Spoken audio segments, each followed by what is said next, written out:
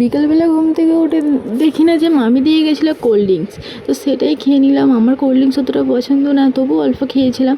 তারপরে বিকালবেলা দুটো আম ছাড়িয়ে নিয়েছিলাম, নিয়ে গ্লাস দিয়ে ম্যাশ করে নিয়ে এদিকে গ্লাসে বরফের টুকরো, নুন, লেবু দিয়ে দিচ্ছিলাম। তারপরে ওতে দিয়ে দেবো 2 চামচ ওই আমটা ম্যাশ করা।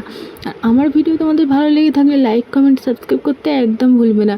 তবে সবাই আমার পাশে থেকো, এইভাবে ভালোবাসা দিও।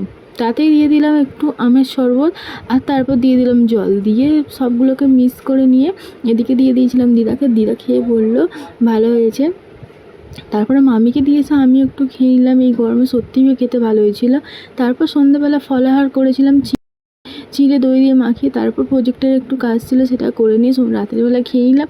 দাদু এনেছিল পরোটা চপ, সকালের তরকারি দিয়ে খেয়ে নিয়েছিলাম। আজকের ভিডিওটা এতটাই। সবাই ভালো থাকবে, সুস্থ থাকবে। ভিডিওটি ভালো লাগলে লাইক এবং সাবস্ক্রাইব করতে একদম ভুলবে না।